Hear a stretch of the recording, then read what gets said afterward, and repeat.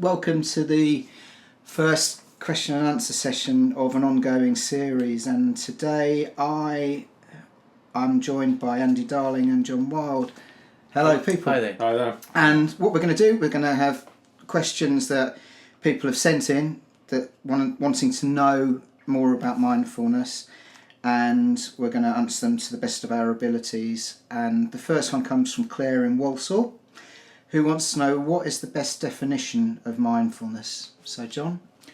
Yeah, very simply, and I do believe that mindfulness is a pretty simple practice, not difficult to understand. And if you find yourself getting lost in concepts, you've probably wandered up the sort of wrong alleyway, as it were, because I think it can be defined pretty simply. Mindfulness to me is learning how to be present in our own lives. That pretty much sums it up for me, and I would say this, that sort of somebody said to me recently, how can we not be present in our own lives? How can we not be present? Surely we're here. And I said, well, I always like the example of walking along a seafront, because there's so much beauty and so much life there. And you can be walking along a seafront, and if you're completely immersed mentally in ruminations about the past and speculations and worries about the future, then it's very easy not to be present in your own life. Yeah, no, I just add in maybe the notion of non-judgmental presence and noticing, and a term that I like in this as well is non-judgmental noticing on purpose. So I think, in other words, we need a bit of a purpose, a sense of purpose to actually be aware that we're present. So I think that's the bit, maybe that's the little jump we require to do it on purpose. So what is being present? Well, I think another word for mindfulness is awareness. We're bringing awareness to our present moment experience. We're being aware of what we're actually experiencing, what's being experienced. So living in the now as opposed to focusing on the future or the past. But again, I think sometimes we think, I shouldn't be thinking about the future, I shouldn't be thinking about the past. Sometimes they are necessary, but as long as we don't get overly caught up in those two. If we do have to plan, because of course we do, then let's know that we're planning. Let's be conscious and present in the planning, because the present's a great place. Yeah, I'd also like to say that there's two very different ways I think we can be mindful. I mean, there's maybe quite a few, but there's two that sort of leap immediately to my mind. There's one where we kind of deliberately bring mindfulness to a certain activity. Say, for example, I'm about to sit down to have a meal, and I decide I'm going to eat mindfully, as opposed to shoveling the food mindlessly and thoughtlessly down my throat while I gulp at the television, say, for example. I could choose to do nothing but sit and eat, to smell my food, to taste my food, to swallow my food, to do that all mindfully. That's one way where I'm deliberately, on purpose, being mindful about that activity. And there's another very quite different way of being mindful, which is simply noticing that we're not being mindful. I'm walking along that same seafront, and I catch myself. I realise that I'm not taking in anything that's happening in front of me. I'm not noticing the beautiful sea and the swimmers, that speedboat going by, the yacht. Oh, but it's not hitting the swimmers. Well, quite. And that would depend, obviously, on how mindful he or she would be. Precisely. But I'm not noticing any of that, because my thoughts are I'm completely absorbed in thoughts about the past and or thoughts about the future. And so for me, there's a big element of mindfulness involved in simply noticing in the moment that we're not being mindful, and catching ourselves and allowing ourselves to come back to the present moment. And the non-judgmental element of it is absolutely crucial, particularly here, because we can find ourselves berating ourselves for not being mindful, as in, well, I've been practicing now for 4 months, I shouldn't be doing this. My mind shouldn't be. I should be mindful all the time. When in fact, I agree entirely. In fact, I'd take it further and say that there's a joy we should perhaps, although it's good to take in catching ourselves, in awakening. We keep awakening. Yes. We drift off, we awaken. We drift off, we awaken. That's the nature. Yes. The nature of being human. Because our minds don't stop. That thinking mind is constantly whirring over. We can't expect to just stop it. It'd be foolish, foolhardy anyway. No, it's very powerful, and I think awakening, waking up to this is not putting it too strongly. I think that's precisely what it is. I think as we develop mindful skills, if you like, if we develop a mindfulness practice, I think there's a big element of waking up to what we are in the moment. Yeah. And there's a sense of, we're going to say, to aim to be mindful 24/7 is simply unrealistic, because, like you say, our habits are very deeply ingrained, and it may take a lifetime for us to undo those. Well, I think we're doomed to fail, and therefore we give up on the process and the practice if we believe I have this, this set target of, it's like being a black belt in mindfulness, isn't it? That we're doomed. And the joy in awakening. I would say rather, I am waking. It's a present tense, present participle verb. I am waking. I keep waking, and that's the great thing. That's the joy. I think joy is really important to emphasise to somebody who doesn't know anything about it as well. That it is a really joyful, happy experience. At least it is for me. Yeah. This whole thing has just kind of taken a big weight off my mind, and I am much more calm, relaxed and happy as a result of it. So just in case anyone was getting the impression it was all kind of doom and gloom, I think it's just a really beautiful and joyful thing. A very good point there, I think, because a lot of people would say, why would I want to be present in this awful world? But in fact what they're talking about, I think, this awful world is more, news stories and so on, things out there that aren't actually in almost the molecular vibrational experience that we're having right now, and there is immense joy. Now, I'm sure you two have experienced this as well early on when you first started. The sudden sense of being present, and that's, you sort of said almost like a weight lifting from your shoulders and so on. It's immense. Yes, there's a tremendous amount of lightness that comes with it. The notion of travelling light. My practice is, at the time we're speaking, getting on for 4 years old. So I'm a relative newcomer to all this, and the feeling these days that I'm not dragging my past around with me. That the future itself is not some leaden weight that's kind of waiting to sort of trip me up and bring me down. That there's a real sense of travelling light when you're being mindful in your life. Yeah, light is a good word, isn't it? You just feel, I don't know, everything just seems easier. Yeah, an ease. There's a lightness. Yeah. Yeah, there's no future to be scared of. There's no past to be worried about, and the news is just like part of someone else's narrative, which doesn't mean you have to ignore it, but you don't have to be consistently brought down by it all the time.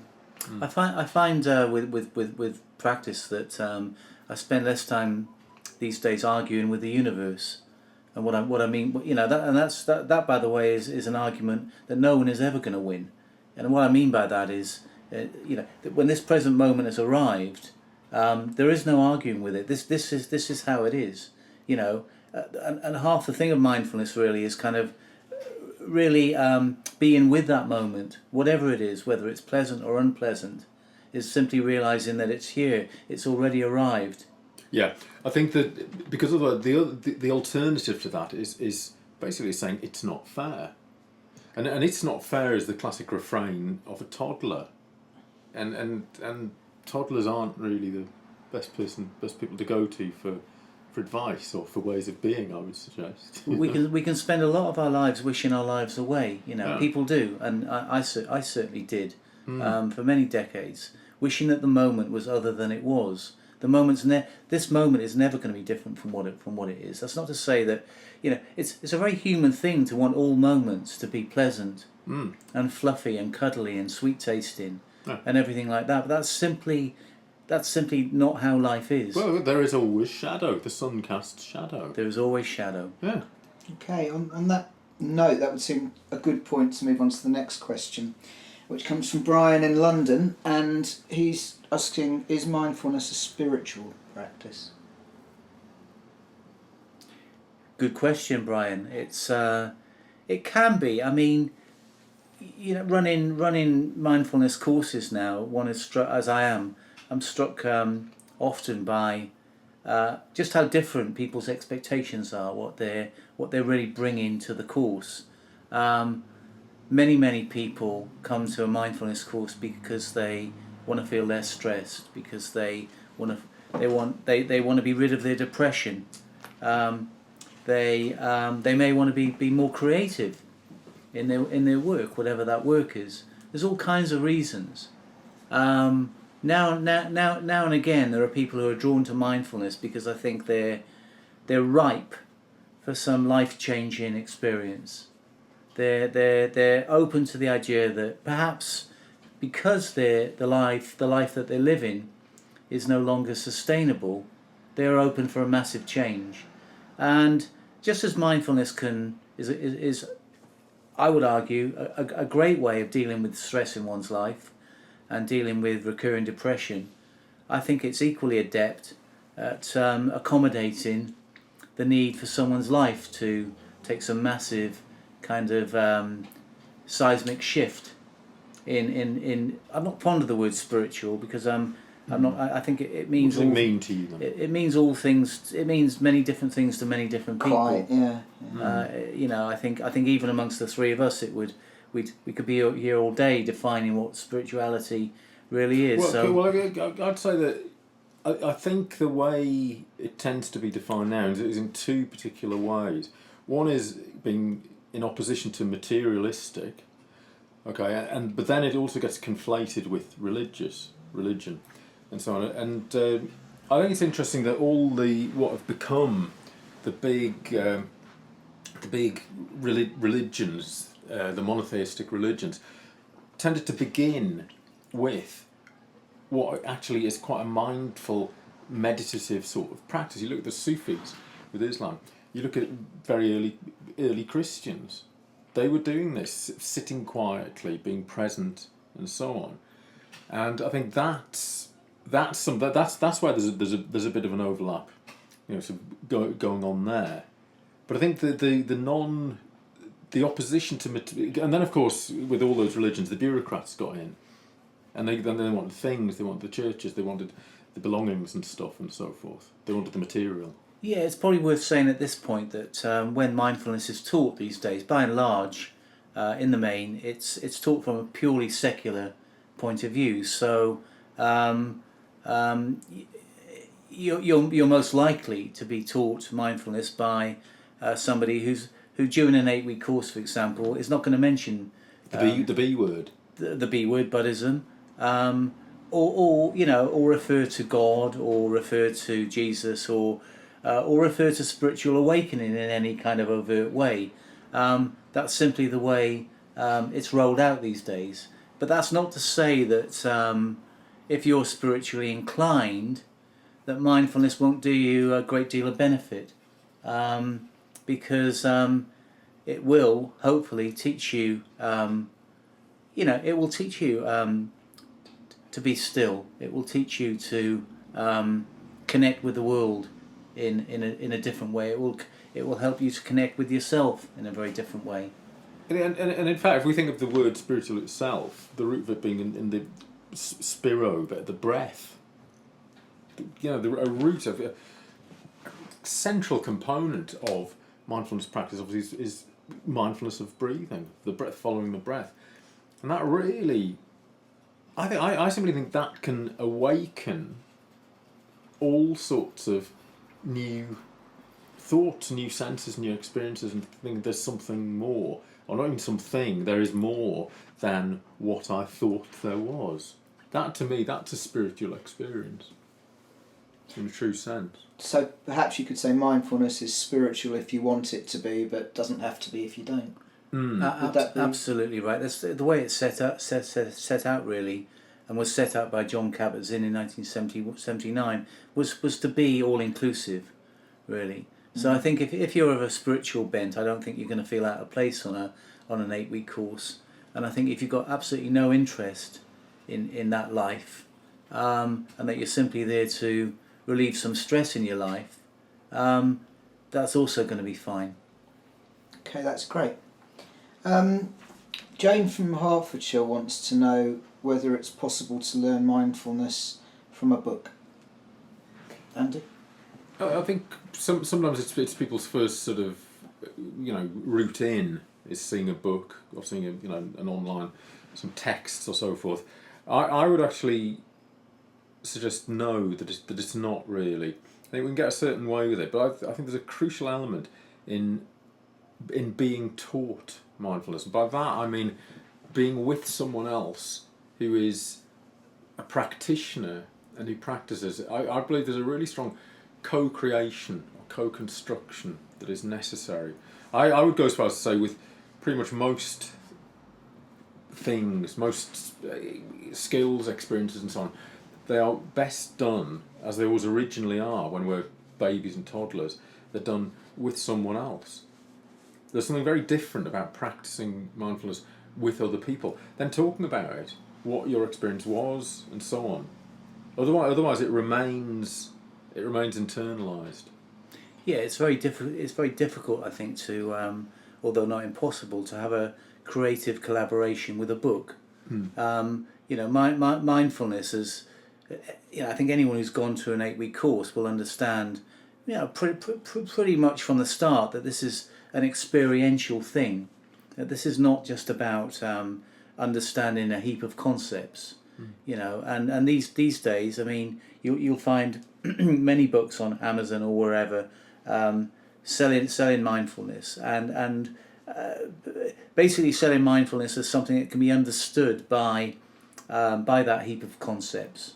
If you reduce mindfulness to a heap of ideas, to a heap of concepts, you're losing the real heart of it, which is experience. I think saying that the heart of it is very pertinent, because just understanding something in terms of concept, we don't fully absorb it at all. It's the left hemisphere of the brain is at work there. That's a small part of it. We learn things and truly absorb them, and they become meaningful and felt by the right hemisphere, and that's what we do when we connect with others, when there is a true connection. And I guess by the same token, I would say that sort of old notion of, like Zen teachers being these very sort of authoritarian people, going hitting people with a cane if they're not meditating properly, or if their knees have buckled slightly, that's the antithesis of that. That is, I won't swear on the air. If you come to me and say, John, I want to learn how to swim, and I say to you, that's fine, mate, come to my house on Friday night, I'll show you how to swim. So you turn up and I lead you into my kitchen, and in the kitchen there's an ironing board, and I say, right, hop on there, clamber aboard, and you do these movements, some with your arms going forward, some with your arms going back, some as in the breaststroke, moving across your body. And at the end of that you say, is that all there is? And I say, well, that's pretty much it. Well, that's not going to be of enormous help the next time you've kind of swept out to sea. And I'm not saying that a book, attempting to learn mindfulness from a book would be as useless as learning to swim on an ironing board, but there's a vast chasm between being taught by a good recommended teacher and even the best of the mindfulness books which are on the market. I'd say Finding Peace in a Frantic World by Mark Williams and Danny Penman is an excellent book, and it's a book that I would advise people to read if there's absolutely no way that they've either got access to a local teacher or they're unable to take a Skype course. And of course there's a midpoint with that as well, because a lot of these books have CDs with them, with guided meditations, with the voice there. So I think that's somewhere between the book and an actual person in reality. But yeah, the bottom line is nothing beats the true experience of working with a teacher. Okay, that leads me on to another question that's on my list, which was supposed to be later, but it's just so relevant to this. So James asked, is it possible to learn from a book? And Anna over in New York City has just put very simply, how do I get into this? So I guess I can join those two together a bit, really. If you're looking at learning from a book, you might be in a situation where you don't know who to connect to, where you don't know where the teachers are, or maybe you're not comfortable with the idea of being in a group, and so on and so forth. So how do people get into mindfulness if they don't live in Brighton and there's not teachers in every street? The important thing for me, particularly during the 8 weeks of a course, is grounding yourself in the experience. Sorry, in the practice, grounding yourself in the practice, and as we just said, me and Andy both agreed that the best way of doing that, undoubtedly, is being taught by a good teacher, either in a one-to-one situation, or in a group situation. I'd say second to that, if you haven't got a local teacher, then there are good teachers you can find who are willing to work on a one-to-one basis via something like Skype. Including your good self, of course. Including my good self. Thank you very much. Mm-hmm. And that can be very effective and very beneficial. I think once you get into the book, Andy's correct. I mean, look for a book that includes a CD of guided meditations, because those are important at the very start. And I know people who've come to mindfulness from in a kind of scattershot kind of way, where they've watched kind of random demonstrations or listened to random guided meditations on something like YouTube. There's nothing wrong with that per se, but the key word for me is structure. It's what you're really looking for, particularly in that first 8 weeks, is something that's very structured, because that structure is where you're going to get the grounding in the practice. I'd agree entirely with that. I think I almost think of it as when I first was doing studying, learning mindfulness and so on, we call it Dharma training, and I like the idea of this word training, because it gives that sense of structure, of discipline, which is seen as a sort of a cuss word to some, but I think you do need that sort of discipline and the structure, and that, as John says, it's so easy to end up in the YouTube spiral of one leads to another to another, and in the end, you're watching a video of Charlie Caroli in the circus, and that's all roads lead to Charlie Caroli. Correct. Of course they do. Yeah, perfect. Well, yeah. Okay. So I should mention that underneath this video there will be details of how to contact John if people do want to come and have a Skype course with you, or indeed see you if they're in the Sussex area. John? Yeah, I was going to say something more about structure, which is that if you've got a structure on an 8-week course, if you've created that structure for yourself, or you've been given that structure, then I think it's worth bearing in mind. I mean, Jon Kabat-Zinn is fond of saying that mindfulness is simple, but it's not easy. And the bit that's not easy is sustaining the practice. It can be quite challenging for people to build this into their lives. Another thing that Jon Kabat-Zinn is fond of saying is that the 9th week of the course is the rest of your life. Okay, so after 9 weeks, you're pretty much adrift. A teacher like myself would offer kind of follow-up days and follow-up mini courses and all kinds of things, and you can certainly plug in that way. But I think in terms of sustaining practice and keeping it interesting for yourself, that's where structure is equally important. And I'd say that with that structure, often for people, I do think a sense of community is really important there. And there will be, meet-up groups. There will be all sorts of possibilities. All areas have meet-up groups. It's it's an international phenomenon, I guess.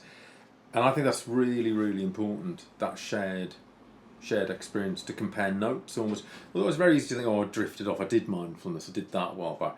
And to feel shame perhaps. I dropped off, I don't do so much. But to compare notes, which makes us human when we compare notes.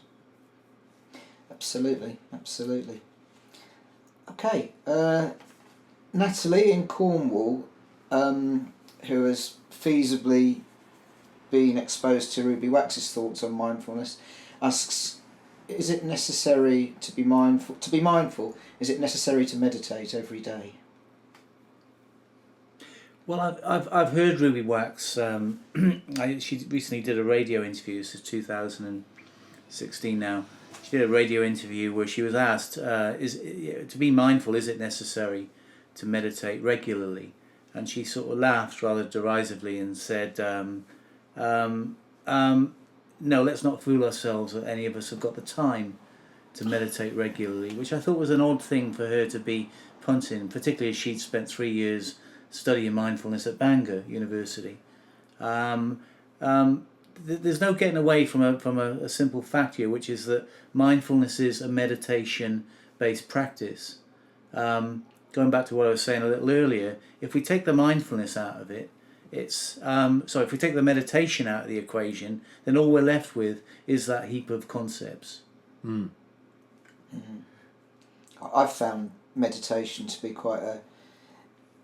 to make a core difference. I can understand that maybe people would think theoretically you can be present without meditation, and theoretically you can, I suppose, but I found that meditation was what really kind of opened me up to the rest of it. Undoubtedly, I'd agree entirely. Of course, the opposite can be true, because Thich Nhat Hanh talks about the sitting in itself, often can be confused with with being some progressive practice, and I hen sit on an egg for hours and hours and hours, but that's not meditation. I think sometimes it's all about the crossover. It's about how we then take it into the rest of our lives, I'd say. Because you could be brilliantly mindful whilst meditating, but that's great for that time. You recharge and so on, but it's crucial to then to be brought into the rest of one's life. That benefits self and others and the world, rather than a solitary practice. Yeah, absolutely. I mean, one way of looking at this is that we could say that the meditation is the practice, and that the rest of our day is the meditation. And certainly in the time that I've been meditating, the time I've been practicing mindfulness, that's pretty much how it's played out. That sort of, there have been times, for example, when I've been whisked off abroad to do a job, and my practice has kind of lapsed for a few days, too jet lagged, too many excuses not to meditate in a hotel room. And boy, do I notice the difference. Yeah. But when I'm regularly meditating, and by that I mean daily, and I don't mean sitting and staring at a wall for 6 hours, I mean doing half an hour, 40 minutes, sometimes less, sometimes 20 minutes. That's really what it feels like. It really feels as though that meditation is the practice. It's during that meditation that I'm learning to come up against boredom and fear and irritation, anger. All this stuff is arising as it's arising in us all on a daily basis. And that is the time when we meditate, because we tend to do it with quiet around us and so on. That's the time when we see and are able to see the nature of mind. We see what our minds do, and we're therefore aware, that's what it's doing throughout the day. So that it's a fantastic opening. I can't imagine life without meditating. No, it's weird, isn't it? Yeah. Although most of all of our lives were spent without meditating. Yeah. Once you've done it, it's Yeah, and of course then we perhaps, if we want to be sort of hardcore Buddhist about it, we say we don't want to over-attach to the notion of meditation. But of course it's not that, because that would be over-attaching to the idea that the same thing will happen each time. I will get this particular thing from it, because of course we don't. We get different things come up each time. Yeah, I mean, I'm at the risk of sounding very judgmental here, but one thing I hear, having run a meet-up group in Brighton for a few years now, sort of 500 members, quite often I hear the words, well, I haven't got time to meditate, just haven't got the time. And what I would say, and I'm wary of sounding judgmental here in saying this to people, but that if you really haven't got 20 minutes in your life to sit still, 20 minutes a day in your life to sit still, you probably really need mindfulness in your life. And what the hell are you doing though? Time's a great leveler, isn't it? In that we all have 24 hours a day. I used to think that Mick Jagger had more time than anyone else. I don't know why Mick Jagger, but I just thought that. It's clearly not true, but when I was very young, because he seemed to be doing loads of stuff, because he wasn't. Yeah? Yeah. I think everybody everybody who watches telly, everybody who works less than 24 hours a day. We've all got spare time. It's really just a question of priorities. I think. I think time is often a word that is used when priorities is what is meant. Well, I think a CBT approach to it would be, if someone was saying, I don't have the time, I don't have, half an hour or so, would be, well, have you got 20 minutes? No, 10 minutes. And it would end up reducing to 5 seconds. Have you got 5 seconds? I've heard people say, no, I don't have 5 seconds. And I think that's possibly one might give up at that, because the motivation has to be coming from the potential practitioner. Yeah, because people sometimes ask me, so what, you meditate every day, as though it's a massive great chore where I'm kind of putting it off and going, oh God, I've got to sit on my bench. Bloody meditation. I've got to meditate. It's really not like that. I mean, what tends to happen is that meditation gets kind of folded into your life. So for me, choosing to sit on my bench and meditate for half an hour a day or whatever time it is not unlike, I'll brush my teeth now, or I'll have a shower now. These are just daily things that I do. And so it really isn't a thing that you it really shouldn't be a chore, because, it's not always joyous. I mean, sometimes, I tend to look at meditation almost as, meditation to me is not striving to achieve a certain state of mind. I don't go into mindfulness into meditation thinking, I want to feel blissed out. This is going to bliss me out. I tend to look at meditation as this is me checking in on myself. This is my time for me during the day where I can, and if boredom's there and frustration is there, I'm just noticing that. Yeah. I look forward to it. I look forward to it in the same way I look forward to going to the pub. And I really think, I wish I could sort of impress that on people more, really, is that, I've never ever in my life, I don't think, said I haven't got time to go to the pub. Well, maybe I have, but it's not something that crops up very regularly, because I look forward to it, and it's something I know I'm going to get something out of.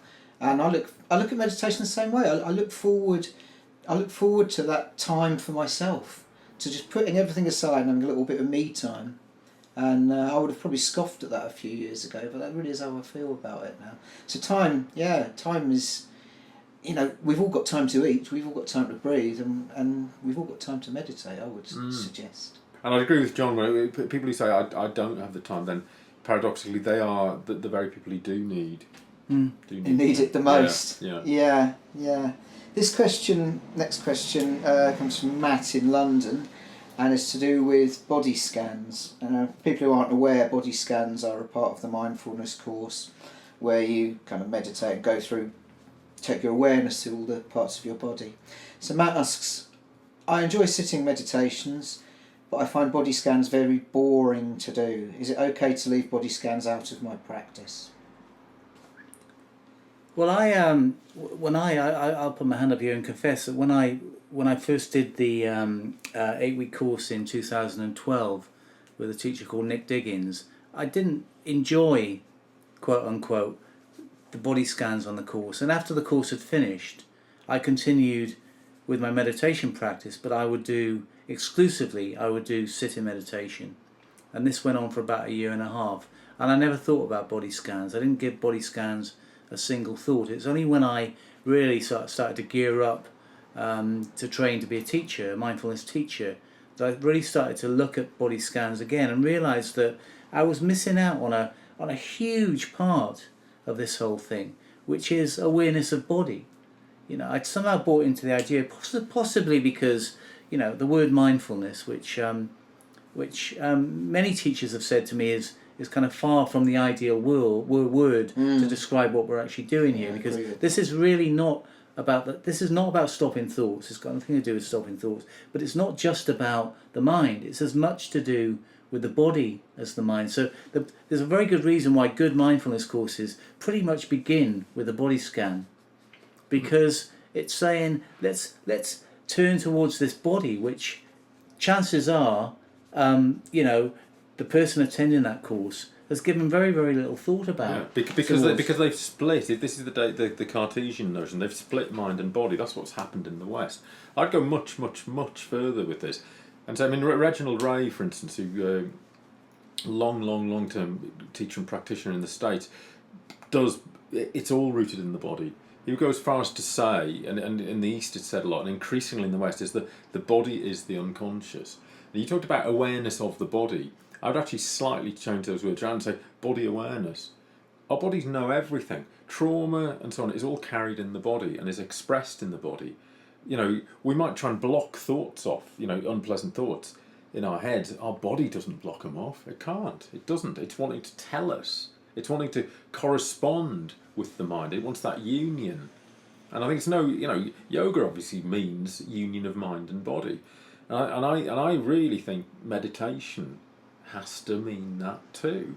And that therefore means body scans. What's the body saying? Not even in a conceptual sense. What's the weather like in this body? What's going on? What's the vibrational feel? That sounds very hippie-ish. What's the vibrational feel? But so much is expressed. I mean, in my therapeutic work, when we do trauma work, for example, it's all in the body. It's all, there's a tightness. There's all sorts of cellular contractions and so forth going on, and I think it's a voyage of discovery. And crucial. So if somebody said to me, and people have said to me on courses, I'm finding the body scan extremely boring, what I would say to them is excellent. I'd say absolutely, this is splendid news. And they'd probably give me a funny look and say, what's he on about? I've just told him it's boring. Well, they're telling me that we've now got something we can work with. Boredom.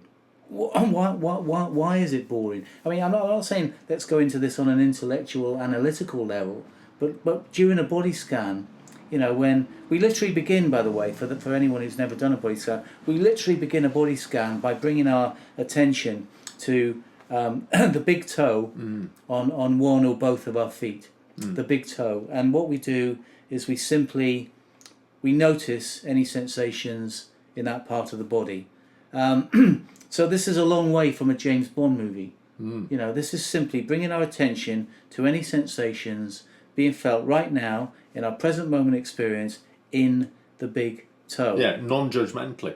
And anyone who says they feel nothing, there's something. There will be something. There'll be something vibrational. So if you can't feel it, that's okay too, on a non-judgmental. Yeah. Yes, because when people begin to do this, particularly, I mean, I speak as one, right? I speak as somebody who's been that person. Bringing attention to the big toe. Well, the first thing is, why would I want to be doing this? What's interesting about the big toe? That'd be the first thing. And the second thing is, I'm so out of touch with my body that I'm very, very unlikely to notice anything that's going on there, because my life is being lived entirely inside my mind, or through my mind. And these are the people who will benefit most from mindfulness. So yeah, what do you say then to someone who finds it boring? Work with it. Work with the boredom. Yeah, listen, on a course, if anyone ever said to me, I'm finding this unbearably painful, or I simply cannot take any more, there's no way I'd encourage somebody to stick with that. If somebody needs to leave the room, or they need to stop a certain practice, that's absolutely fine. But boredom isn't going to kill anyone. Yeah, because on that point, let's not forget that the body is an arena of shame for a lot of people. Because that's where abuse has been inflicted, shame around desire, because the body is that which desires. The body reacts and so on. So yeah, we've got to tread carefully sometimes with that. So people might overreact, as you say, rather than saying, "Oh, I'm bored," or "I'm not feeling anything," and so on. So, but really important to at least start addressing that and feeling that. Otherwise, we're split off. We're split. We're not of ourselves anymore. John? Yeah, I mean, amongst mindfulness teachers, I think this is a really intriguing area. It's like when you're doing a body scan, I think this sort of exemplifies really what Andy's talking about in terms of how we feel about our bodies. There are certain mindfulness teachers who go into the groin area. Yes. They mention. They don't literally go into the groin. No. I think we should make this perfectly clear. We don't literally go into. Name the name. We don't. But just as we invite that person to bring their attention to the big toe. Some teachers. They miss the groin out, some of them, don't Yes, some miss the groin out and some stick with the groin. Personally, I miss the groin out.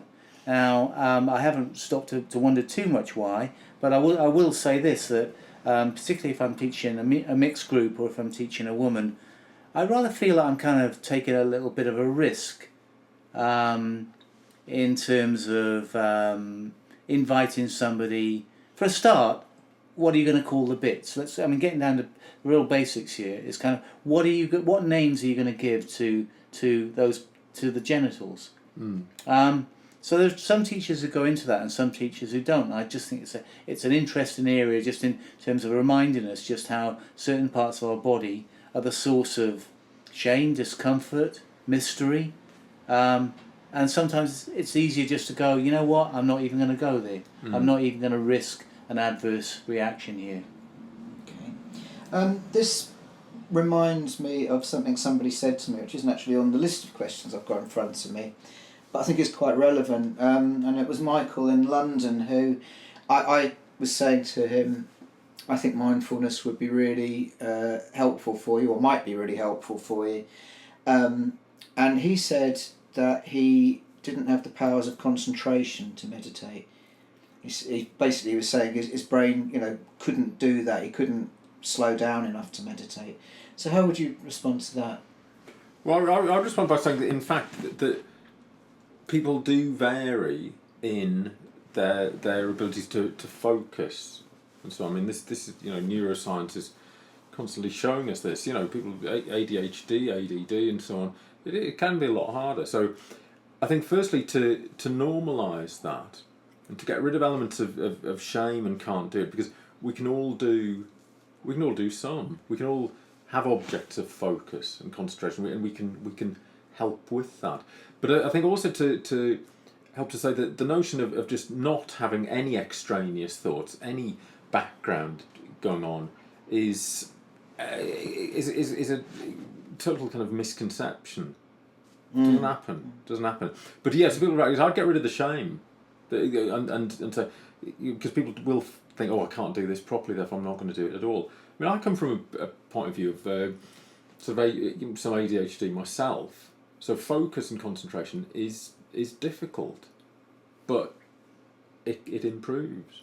It's interesting, isn't it, how we put these kind of barriers up in our lives. A good example that springs to mind is my relationship with dancing.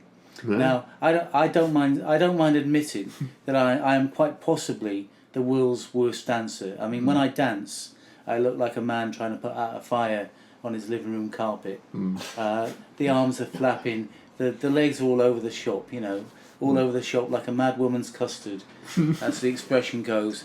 And people bring the same kind of obstacles, but sometimes, on the rare occasions these days when I have a drink, I feel like I'm Smokey Robinson in his pomp when I'm on the dance floor, and I don't really, and I'm past the point of caring whether there's people looking and laughing, as I'm sure they probably are. Coming to meditation, we can tell ourselves, I'm never going to master that, because I think perhaps we have an idea of what meditation is going to involve. We might believe that meditation involves stopping our thoughts altogether, which, by the way, it doesn't. That's very far from the truth. I thought it did. Yeah, right. I think that's widely believed. Yeah. So coming to meditation, somebody once described meditating for the first time a little like this. You've been driving down the same motorway every weekday of your life, of your adult life, and you're used to kind of just driving along in your car and listening to the radio, and one day you decide to get out and stop and stand in the middle of the dual carriageway. And for the first time you're really aware of the speed of the other cars, just zooming at you from all directions, left and right. And meditation, when people meditate for the first time, sometimes it can feel a little bit like that they're astonished by the pinballing nature of their thoughts, just how frequently thoughts come. And after a while, they might realise that actually, just in the noticing of that there's a slowing down.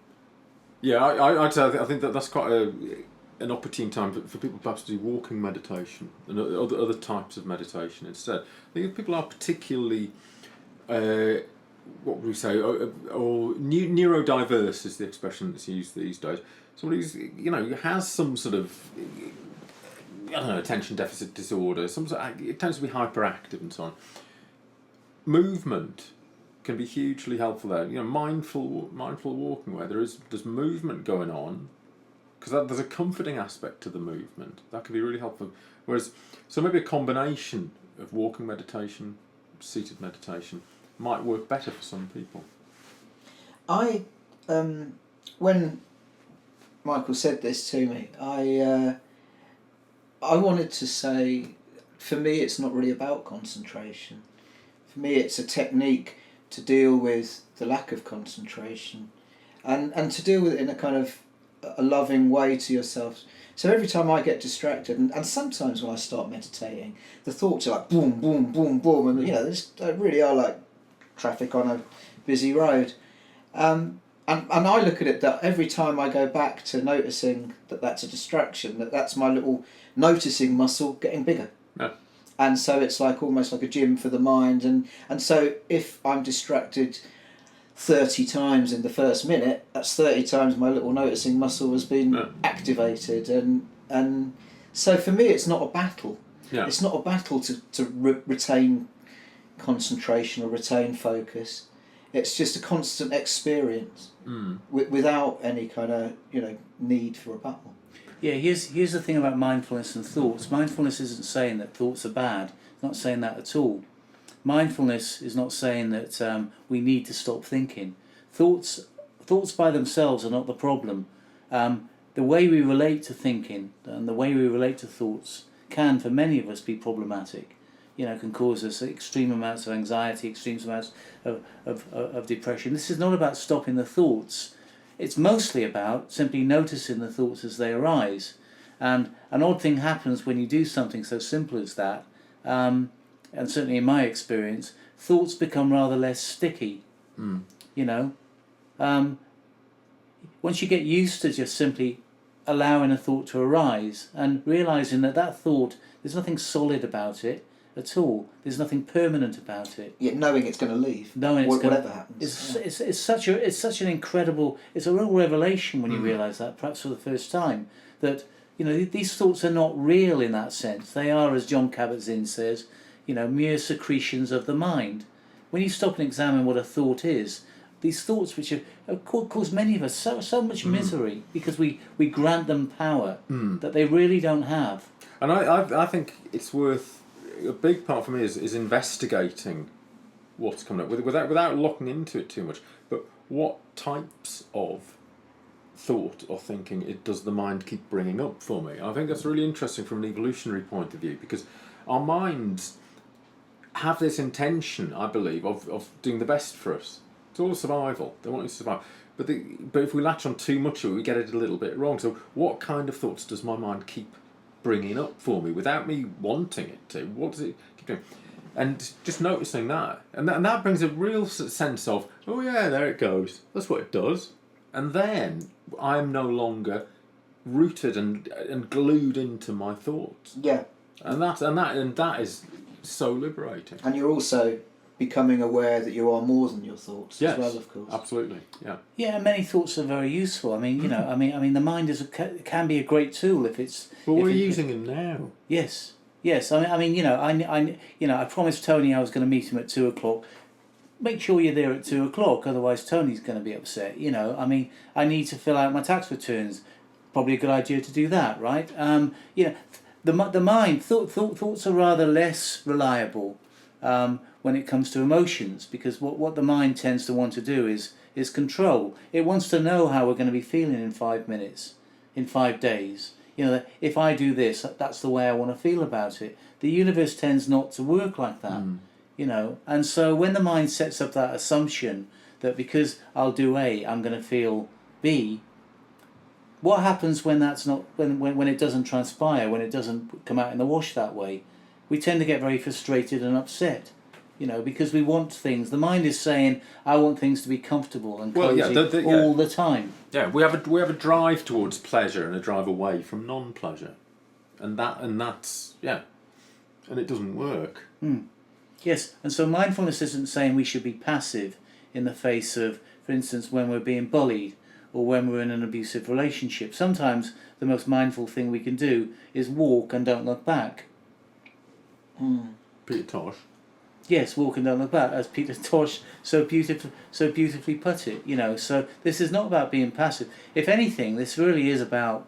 I would say if I was to sum up the difference that mindfulness has made to my life in the past few years, it's enabled me to find space around everything, around situations, around my own feelings, around my own thoughts. And that's not to say that I become distanced from them. In fact, the very opposite. I feel like I'm much more intimately involved with, you know, my thoughts, my feelings, and also, you know, empathy for others. Yeah, it allows, that conscious living allows us to be creative rather than just reactive.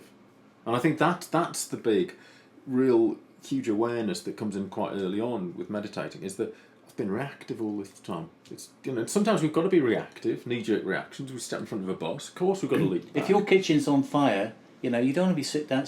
You don't want to sit down and meditate about it. Yeah. You know, put the fire out or get the hell out of Dodge. Yeah. Get the hell out. That's what you want to be doing. Of course I do. This leads us rather nicely into Amy from Nottingham asking, I've read that mindfulness is not a goal-orientated practice. Orientated? The Americans say oriented. I would tend to say orientated. Well, Amy's in not, so let's say orientated. Anyway, it's not. Mindfulness is not a goal-orientated practice. What's wrong with having goals? As any football fan might ask. Yes. From a mindfulness point of view, I'd say nothing wrong with having goals, but let's be aware of the potential danger in becoming too attached to those goals. I'll give you like an everyday example. I was just walking down the street a little bit earlier, and I'm a single man, so I'm allowed to think these thoughts. I thought, wouldn't it be nice to be married to Natalie Imbruglia, the pop star of Torn fame? Torn fame. Yes, yes, and lovely looking lady and all the rest of it. No one would deny that. Now it was a fleeting thought, and it came and it went, and no harm done. And I'm sure Natalie is, as we speak, is not on the phone to her solicitors. Or any of that kind of caper. Anyway, it would be a very different scenario if I thought, well, now I've had this thought, I really must marry Natalie Imbruglia, so I start hanging outside her house. You know, hanging around outside her house, sort of ringing the bell and, you know, waking her up, and she comes down in a nightie and explains that this is not going to happen, that she has You've clearly put quite a bit of thought into this. Well, yeah, so the fleeting thought about Natalie Imbruglia is no danger at all, but it doesn't put anyone in any kind of peril. But if I'm to follow through on that, obviously it does.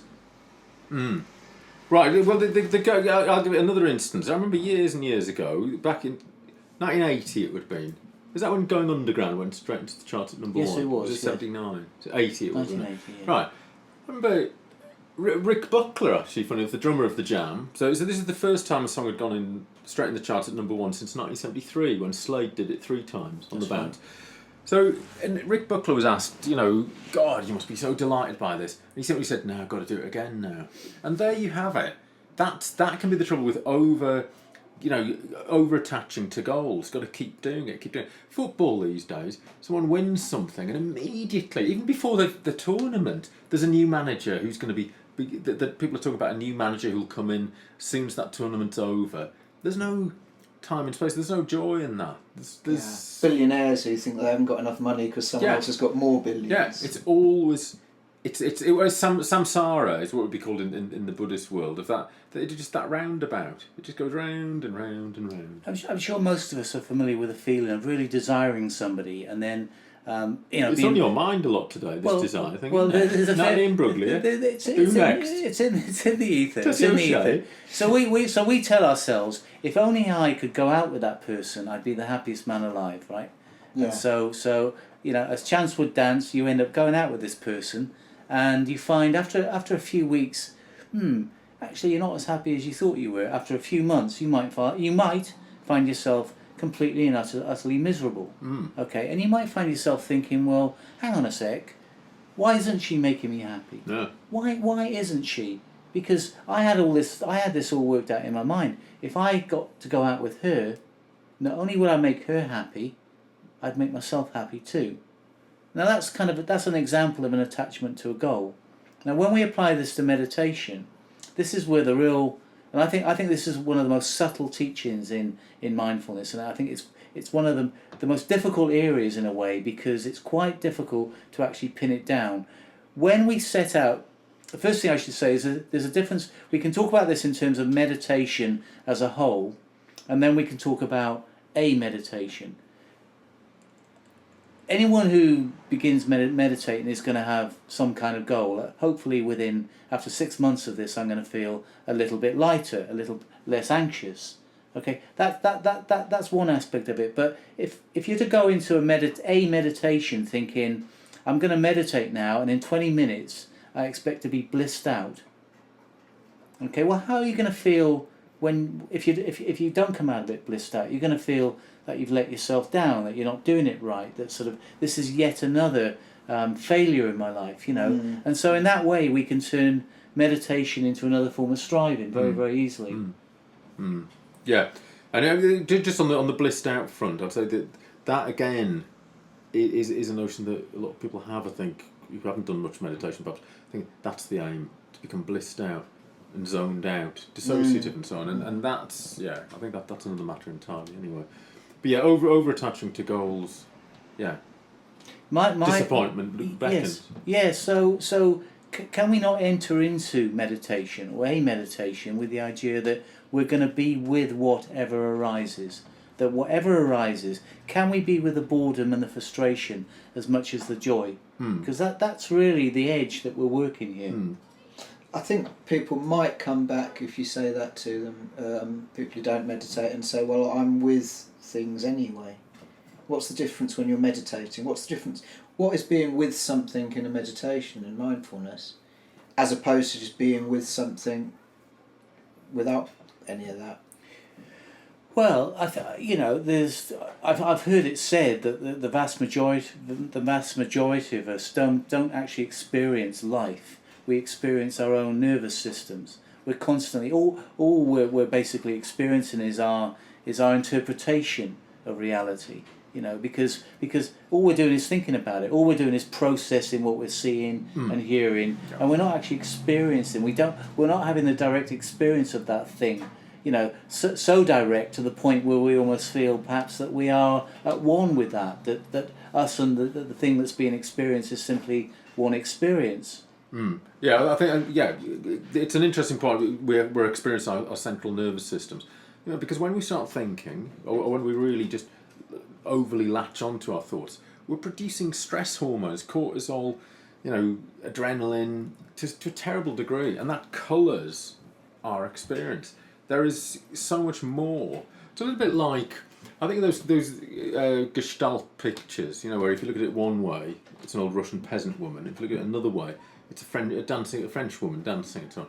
And when we're just rooted in this way of thinking, there's only one route. There's only one thing. When in fact there are simultaneously both. There is more. There's more spaces, and that's mindfulness practice helps that. Brilliant. Okay, I'm going to finish with a question that is more of a general question rather than something that somebody sent in, and it's something I've had conversations with various people about, really, and that is ultimately when people encounter anything like this, their prime emotion will be, what's in it for me? So this takes us into two areas, really. I think it takes us into what is in it for them, what are the benefits of mindfulness, and also I think it's worth kind of including within that kind of discussion the prevailing attitude that people seem to have within the mindfulness community of not wanting to promote benefits particularly. So who would like to kick us off on that one? Well, I think we need to be careful about making false promises. I mean, Boris Johnson famously said before the last election that if you voted Tory, your wife would grow bigger breasts, and that within 6 months you'd have a Ferrari in your garage. He wasn't telling the truth. I think most of us could probably work that out.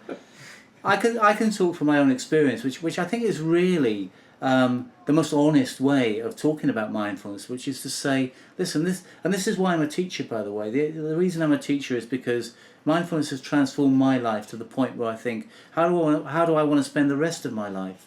I want to, I feel that if mindfulness has made such a difference to my life, then pretty much anyone's got a chance, because you're talking to a man who, anxiety and depression were my ozone for many decades.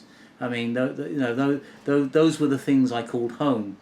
It'll always be so. That's telling myself that there's no, this is me, this is who I am. I'm this depressed, anxious person. Well, pretty soon after I started meditating, I started to realise that there was this space opening up, which meant that I no longer felt anxious or depressed, or if I did, it was somehow okay. That stuff was no longer that sticky. It didn't stay with me. So I would say to anyone thinking about this, which is, my life is, I'm quite fond of saying this and I don't mind saying it, but I say it with some caution. My life now is mostly lived in a state of quiet joy. I wouldn't say to anybody that I can guarantee you that if you meditate on a regular basis and that if you learn about mindfulness, that you're going to live your life in a state of quiet joy. But I'll say this, you've certainly got a chance. You've certainly got a chance. Yeah, me too. I want to spend the rest of my life, ideally, being able to help people via increasing awareness of mindfulness. Simply, again, same reason really, because my life has just changed so enormously. And it's quite weird because I don't think people might notice from the outside, but what's going on in my head has changed so completely, and I'm so much more relaxed and I'm so much more able to deal with uncomfortable situations. For example, there are people in my life where I couldn't really have dealt with them before without alcohol being involved, and now that doesn't bother me. I can that same situation that would have made me feel so nervous that I would have needed a prop doesn't make me feel nervous anymore, because I have a different relationship with the signals. It's interesting what you've both said, and what I will add to that is you talk about something relational. John's talking about wanting to teach. You're talking about being able to connect far better, and connection, oddly, is the word I'd use there. Is that when we are just bound up in our thinking, in our neuroses, like John was saying, just our central nervous system, we can't properly connect with other people. We can't do that. And what mindfulness has done for me is really just broadened my life out in that respect. For example, there's a lot of time we might be in meetings where you're around a table, it's coming to you, it's going to be your turn at some point and so on. In the past, years ago, I would think, oh God, I'm going to prepare what I'm going to say, I've got to know what I'm going to say, because if I don't, then I'll look terrible, and he's saying that, I need to, and all these comparisons going on. Now, I joyfully don't give a bugger, and I like what I then say. I feel relaxed, and better things emerge. Life emerges better then. I connect better with others, and that seems to me, I don't know that there's anything better than that, really. Priceless. Yeah. Well, yeah, and in terms of the little investment in terms of time that we're talking about here, I mean, what I talk about in terms of quiet joy and a sense of travelling light. What does it cost me? It costs me between 20 and 30 minutes a day. I thought you said 20 and 30 pence. No, no, no. The course was slightly more expensive than that, but probably the best investment I ever made.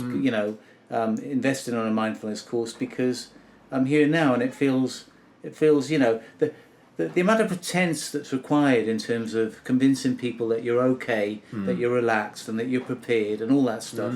All that's just kind of gone. It's just such a massive weight to carry around. Yeah. The whole thing of having to be together, where having to pretend to be together, when it's so much easier just to to do a practice, to practice something like mindfulness, where certainly in my experience, all that stuff is now a given. I actually feel okay in all situations. I feel centered. I feel relaxed. I feel spacious stillness. and that's all come from meditation. Yeah. Otherwise, we have a false self, persona we present to the world, and that takes a hell of a lot of energy, and it feels bad because it's not authentic.